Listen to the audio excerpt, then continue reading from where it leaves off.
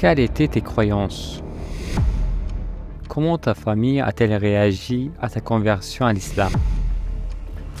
Quel a été le principal défi que tu as dû relever après être devenu musulman? Je suis perdu, je ne sais plus où j'en suis, je suis terrifié, j'ai besoin de réponses concernant Dieu. Cette nuit-là, je me sentais bizarre. J'ai vu cette chose. C'était très flou, mais elle se déplaçait vers moi à une vitesse très rapide. Elle était en quelque sorte invisible, mais quand vous regardez à travers, tout était ondulé comme dans un miroir déformant. Et ça m'a littéralement frappé. Quoi qu'il arrive, je voulais être dans l'équipe Allah. Assalamu alaikum frère Cléant, merci d'avoir accepté notre invitation. Je voudrais commencer par savoir qui est Mohamed Cléant. Bismillahirrahmanirrahim. Avec le nom d'Allah le plus miséricordieux pour toute la création et le très miséricordieux pour les croyants. Allahumma salli ala Muhammad ou ala Ali Muhammad. Je m'appelle Cléon Cathcart.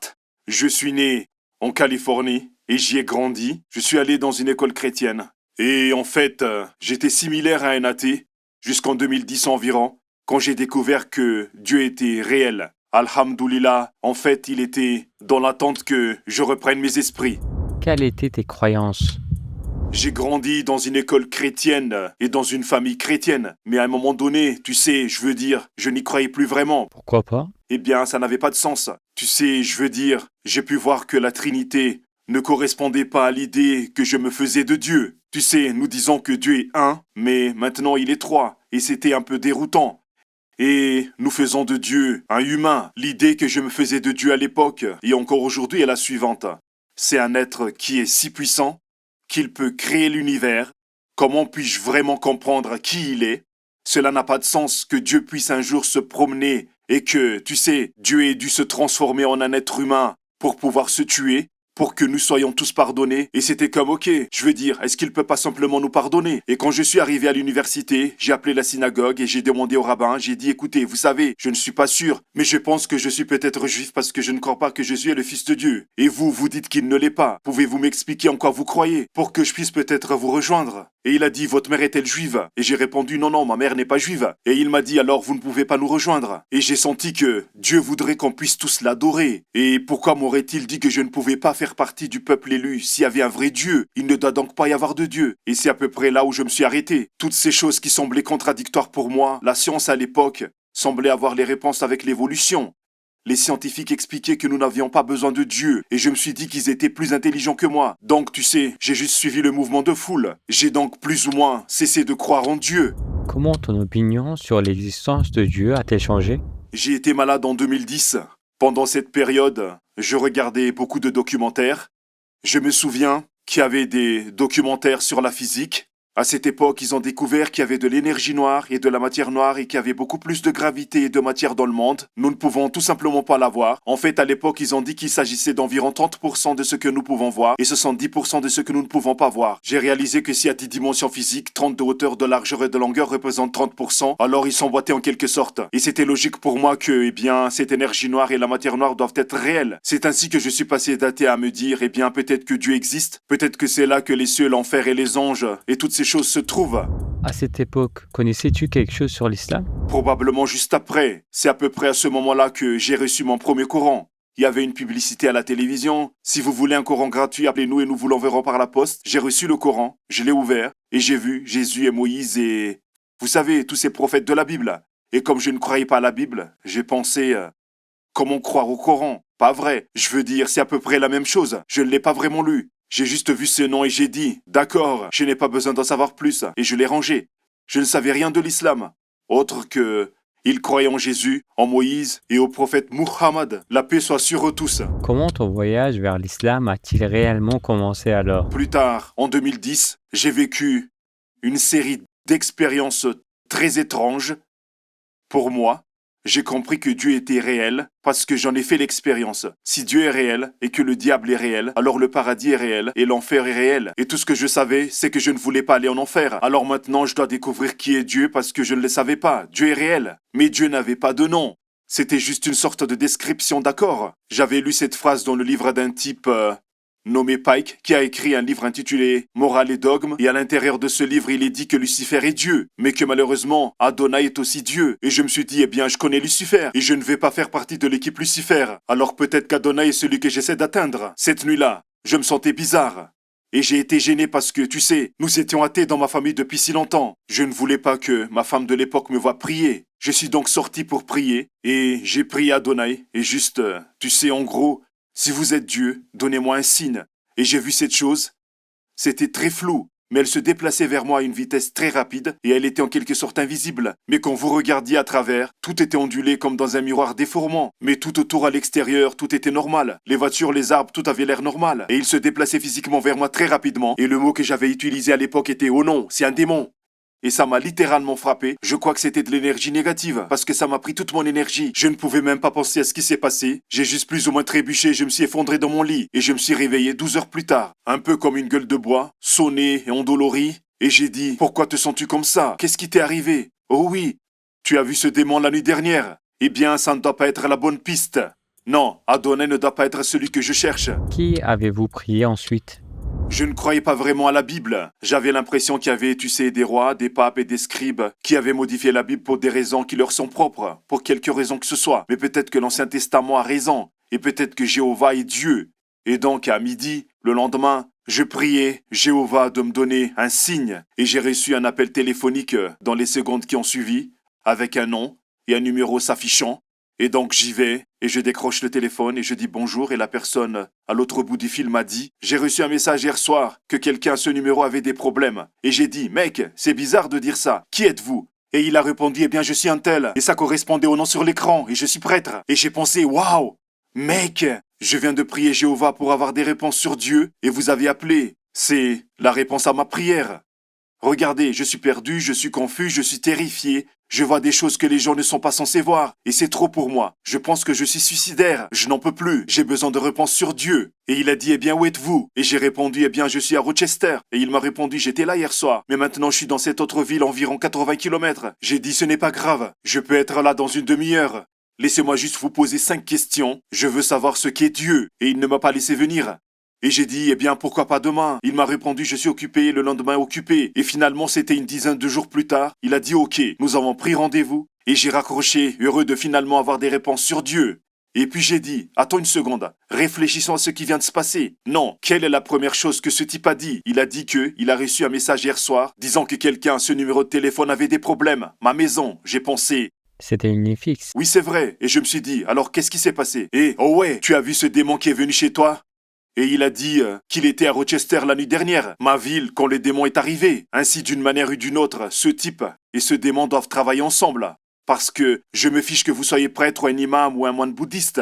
Quand quelqu'un vous dit qu'il est suicidaire, vous l'aidez. Vous n'attendez pas 10 jours pour voir s'il se suicide vraiment. Je savais donc qu'il y avait quelque chose qui n'avait pas de sens ici à ce moment-là. Et ensuite, que s'est-il passé? As-tu finalement prié à Allah? La seule chose que je pensais pouvoir être Dieu, c'était Allah. Mais en même temps, tout ce lavage de cerveau dû en septembre et tout ce c'est le dieu lune inconsciemment était encore là. Et j'avais peur de prier Allah, c'est ça, parce que je ne voulais pas faire une autre erreur et prier pour quelque chose qui n'était pas le créateur de l'univers. Et je n'ai donc pas prié et la dépression s'est installée. Le lendemain, les larmes coulaient, pas constamment, mais je me mettais à pleurer et je me disais, c'est bizarre. Pourquoi est-ce que je pleure et pourquoi est-ce que je me sens déprimé? J'ai essayé de faire cesser les larmes mais elles ne s'arrêtaient pas. Elles ont coulé toute la journée. Vendredi matin, je me suis levé et mon lit était trempé. Et je me suis dit, qu'est-ce qui se passe ici? Et je me suis rendu compte que mon lit était trempé parce que j'avais pleuré toute la nuit et les larmes avaient mouillé mes draps. Et la dépression était si intense. Je n'ai pas de mots pour décrire à quel point c'était grave. À ce moment-là, nous avons ces petits chuchotements, n'est-ce pas? C'est comme des pensées dans vos têtes. Et elle disait, tu vois, la vie ne vaut pas la peine d'être vécue dans cet état. Et je me suis dit, elles me connaissent, c'est vrai. La vie ne vaut pas la peine d'être vécue dans ces conditions. Qu'est-ce que je peux faire? C'est alors que cette petite pensée m'est venue qui m'a dit, tu dois te suicider. Et je me suis dit, tu sais quoi, c'est vrai, ça va résoudre mon problème. Je peux me débarrasser de cette dépression en me tuant. C'est ainsi que je mis à penser à comment se suicider. Et j'ai déterminé que la meilleure façon de le faire, c'était de prendre un tas de médicaments pour se sentir bien. Puis vous mourrez au milieu de la forêt, où les animaux peuvent te manger, se débarrasser de votre corps, et tout le monde y gagnait. Et puis, il y a eu cette autre petite pensée qui m'est venue à l'esprit et m'a dit, et la lune? Et je me suis mis en colère. Je me suis dit, oh, c'est vrai, Dieu est réel. Si vous vous tuez, vous irez en enfer. J'ai pensé, eh bien tu sais, si Allah est le diable, comme certains veulent vous faire croire, et que je me tue, je vais aller en enfer et je le rencontrerai en enfer. Alors, pourquoi ne pas tenter sa chance et le prier avant de se suicider? Parce que tu as peut-être tort, comme tu as eu tort sur tant d'autres choses. Je me souviens qu'il était 10 heures du matin, vendredi matin, et je me suis levé, les larmes aux yeux, et j'ai dit, Allah, je suis perdu. Je suis confus. Je vois des choses que les gens ne sont pas censés voir. Je suis déprimé au-delà des mots. Et je suis prêt à me suicider. Et si vous êtes Dieu, vous le savez. Je ne sais même pas pourquoi je dois le dire à voix haute. Je ne sais pas pourquoi vous ne m'avez pas encore aidé. Mais je vous en supplie, si vous êtes Dieu, aidez-moi. Donnez-moi un signe que vous êtes réel. Aidez-moi. Et à ce moment-là, c'était comme si mon cœur était un ballon. Allah a fait gonfler. Et ça s'est littéralement élargi dans ma poitrine. Et elle s'est remplie d'une substance que je ne peux décrire que comme de l'amour. Et ça s'est échappé de mon cœur en parfaite onde sinusoïdale. C'était très bizarre et scientifique à la fois. Et je peux le sentir descendre jusqu'à mes mains, de mon cœur jusqu'à ma tête, faire demi-tour et revenir en arrière. Et c'était comme si ces vagues d'amour remplissaient mon corps. Sauf dans mon cœur, c'était comme un soleil. Comme si cette consistance de l'amour m'avait enflammé. Et ce fut très bref. C'est la première fois que j'ai su qu'Allah était Dieu. En fait, je ne savais rien de l'islam, mais je savais que, quoi qu'il arrive, je voulais faire partie de l'équipe Allah. Et donc, quoi que cela veuille dire, j'en suis. Qu'as-tu fait ensuite? Il y avait un restaurant que des Pakistanais dirigeaient, et on y mangeait très bien, et j'ai vu que c'était des musulmans. J'y suis déjà allé, c'est donc là que j'ai appris à connaître l'islam. Et ils m'ont mis en contact avec un type, j'étais comme, je suis partant, je me fiche de ce que c'est, je suis partant, Allah est Dieu, je le sais.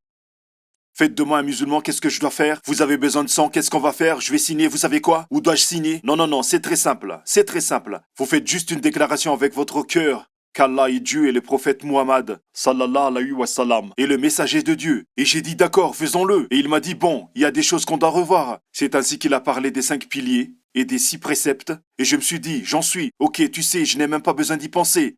Et il a dit, c'est important que vous compreniez. Le Coran est la parole même de notre Créateur.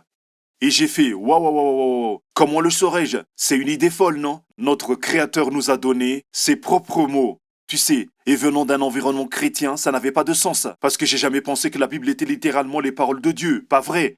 Je veux dire, on nous dit que ce sont les paroles inspirées de Dieu, mais des paroles d'hommes. C'était un concept très étrange pour moi. Et je me suis dit, je ne sais pas si je peux y croire. Et il m'a dit, eh bien, il le faut pour être musulman. J'ai dit, eh bien, laissez-moi me convaincre. Et il m'a répondu, eh bien, je vais vous dire, rencontrons-nous à nouveau. Parce que tu sais, on a vécu tellement de choses aujourd'hui. Il m'a apporté un petit livre, intitulé Un bref illustré de l'islam.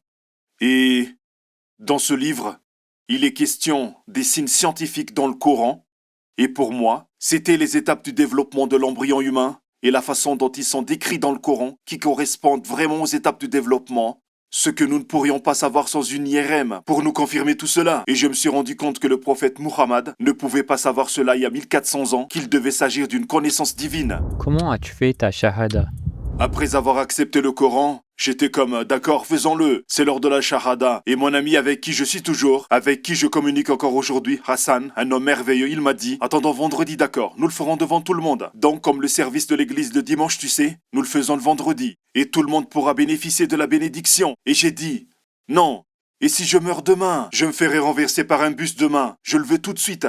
Et il a dit, attends quelques jours. Et j'ai dit ok, tu sais, je lui faisais confiance. J'ai dit d'accord, mais comme je l'ai dit plus tôt, quand vous vous rapprochez de Dieu, Satan commence à travailler très dur. Et j'avais toutes ces pensées bizarres, n'est-ce pas? C'est fou, tu sais, des pensées vraiment folles, où j'ai pensé que si j'allais à la mosquée le vendredi, quelqu'un la ferait sauter. Et tous ces innocents mourraient à cause de moi, parce que j'y suis allé. Donc je n'y suis pas allé vendredi. Et samedi, mon ami m'appelait, il m'a dit, bon, j'ai compris. Ne retardons pas les choses. Retrouve-moi dans ce parc. Et c'est ainsi que nous nous sommes assis sur un banc du parc et j'ai fait ma shahada avec lui sur un banc public. Je me suis senti soulagé parce que, tu sais, j'ai enfin pu faire partie de ce que Dieu veut pour nous. Comment ta famille a-t-elle réagi à ta conversion à l'islam? Ils n'ont pas aimé au début. Ma mère me demandait d'aller à l'église. Je veux dire qu'elle avait été très active quand j'avais été malade pour me pousser à aller à l'église. Quand j'ai découvert que Dieu était réel et que j'avais accepté l'islam, je l'ai donc appelée et je lui ai dit « Et tu sais quoi maman, tu as raison, Dieu est réel. » Et elle était très heureuse. Et elle a dit « Oh, c'est merveilleux. Tu sais, parce que nous sommes allés et nous avons grandi dans l'église baptiste. Elle a dit, as-tu trouvé une église baptiste? Et j'ai répondu, non, non, non, je n'étais pas à l'église baptiste. Et elle me dit, eh bien, tu sais, dans ta région, c'est les luthériens. C'était l'église luthérienne. J'ai dit, non, non, ce n'était pas l'église luthérienne. Elle a dit, oh non, ce n'était pas chez les catholiques, n'est-ce pas? Et j'ai répondu, non, ce n'est pas les catholiques. Et elle ne m'a pas lâché. Je me suis senti gêné de lui dire parce que je savais qu'elle n'aimerait pas la réponse, mais elle ne voulait pas lâcher. Et donc elle me dit, où as-tu trouvé Dieu? Et j'ai dit, eh bien maman, tu veux vraiment savoir où est Dieu? Tu dois aller à la mosquée. Et elle s'est mise à pleurer et a dit, oh non, ce n'est pas Dieu. Et elle m'a raccroché au nez. Mais quelques années plus tard, je lui rendais visite dans sa maison et une amie de la famille, tu sais, elle avait appelé pour parler à ma mère et j'avais répondu au téléphone et elle s'appelait Ruth. Ruth qui disait, j'ai entendu dire que vous vous débrouillez bien et votre mère est si heureuse. Et j'ai dit, vous êtes sûr qu'il s'agit de la même dame? Parce que ce n'est pas ce que j'ai compris. Et elle a dit, oh non, non, votre mère est si heureuse que vous soyez devenu musulman et que vous ayez changé de vie. Étonnamment, elle était heureuse que je sois devenu musulman parce qu'elle reconnaissait comment cela avait changé ma vie, même si elle ne pouvait pas me l'avouer. Donc, si Allah le veut, priez pour elle pour qu'elle accepte l'islam un jour. Quel a été le principal défi que vous avez dû relever après être devenu musulman? C'est une excellente question. Je n'en sais rien. Je ne sais pas quels sont les défis majeurs à relever, à part le fait de rester fidèle à l'islam, parce que tu sais, il y a toutes sortes d'invitations à refuser. Pas vrai? Et reviens. Les filles, on s'amusait bien là-bas. Allez, allons-y. Rock'n'roll. Tu sais, allons-y. Des concerts t'attendent. L'herbe est là. L'alcool est là. Tout cela t'attend. Il suffit de revenir. Reviens mon pote, nous t'aimons. Mais tu sais que c'est mal. Et c'est probablement ça, le plus grand défi, de s'en tenir à ses décisions. Tu comprends, je veux dire, j'accepte l'islam et je dois laisser ces choses derrière moi. Avez-vous vécu quelque chose où vous avez senti une connexion spéciale avec Allah? Après être devenu musulman, j'ai acheté un ticket de bus qui me permettait d'aller n'importe où en Amérique pendant 2 mois. Et j'ai voyagé et j'ai averti les gens. Et parfois, cela m'a valu quelques ennuis. Et je me suis rendu compte que pour éviter les ennuis, j'avais besoin de raccourcir le message à ce qui était vraiment important. Ce message concernait le pardon. Et je me souviens d'avoir été à San Francisco. J'étais dans ce qu'on appelle le Tenderloin, c'est ça? C'est là où toutes les prostituées, les trafiquants de drogue et tout ce genre de choses se trouvent. Parce que j'étais à ce moment-là, j'ai pensé, eh bien, ce sont mes gens. Ce sont eux qui ont le plus besoin d'aide. Ce sont eux qui souffrent le plus. Et c'est comme ça qu'ils en sont arrivés là. J'étais donc là-bas. Je me sentais un peu comme le fou qui tenait la pancarte. Genre, la fin est proche, tu sais. Je veux dire, je me suis senti un peu comme ça. Mais j'étais là en train de dire, le pardon, c'est la guérison. Vous avez besoin de guérison. Demandez à Allah de vous pardonner. Et les gens venaient me dire à quel point j'étais fou. Et m'injurient en me disant qu'ils ne voulaient pas de moi. Et ils étaient juste comme, sortez d'ici. Et je restais là et je continuais à le faire. Mais au bout de 5 ou 6 heures, ça vous épuise. Et je me souviens m'être dit, tu sais, c'est stupide, qu'est-ce que tu fais? Tu es fou, ils ont raison. Tu te tiens ici en train de parler de Dieu à ces gens. Ils se fichent de Dieu, qu'est-ce que vous? Sortez d'ici! Et c'est à ce moment-là, le premier jour où je me suis retourné, et il y avait cette petite vieille dame, elle se tenait là et elle a dit, merci, merci pour ce que vous faites. Et c'était comme, ok Allah, n'est-ce pas? J'étais prêt à partir, et vous avez mis quelqu'un là pour m'encourager quand j'avais besoin d'encouragement. Je sais que c'est toi. Et le lendemain, je recommençais à le faire. Et la même chose s'est produite 5 ou 6 heures après. Je me suis dit, tu sais, c'était juste une vieille dame. Ce n'était pas Dieu, n'est-ce pas? Ce n'était pas un signe. Ne sois pas stupide. Ces gens ont raison, et je suis prêt à abandonner. Et puis un vieil homme. Et le jour suivant, c'était un petit garçon. 5 jours d'affilée, où j'étais prêt à m'en aller. Quelqu'un se présentait et m'encourageait et me disait qu'il était content que je fasse ça. Je parle de Dieu et de partage, l'importance du pardon. Je me suis vraiment senti connecté à ce moment-là, parce que j'ai réalisé que ça n'arrive pas au hasard, n'est-ce pas? Je veux dire, pas tous les jours d'affilée, c'était un signe qui n'était pas un grand signe. Mais tu sais, le cœur qui se dilate, mais si vous êtes vraiment attentif, c'est vraiment un signe. Est-ce que quelqu'un de votre entourage est devenu musulman après vous? Comme ma grand-mère, sa mère, je crois que c'était en 2012, je suis allé la voir, elle n'allait pas bien, elle avait 86 ans, elle était dans une maison de retraite, et ma mère m'a emmené la voir quand j'étais en visite. Elle ne pouvait pas parler, elle n'avait pas de mots, elle était en fauteuil roulant, mais elle m'a vu et elle s'est mise à pleurer. J'ai dit, grand-mère, pourquoi tu pleures? Elle ne pouvait pas parler, et pourtant tu sais, elle essayait de le faire. Et j'ai dit, écoute, je pense que je sais, parlons un peu de Dieu. Et j'ai dit, voilà le truc. Ma tante va se montrer, elle va essayer de vous faire prier le prophète Jésus. Et ne fais pas ça parce que c'est un blasphème. C'est du shirk, c'est ça. Et c'est prier quelque chose, c'est enfreindre le premier commandement. Et je lui ai dit, j'ai dit, Mohammed est un vrai prophète.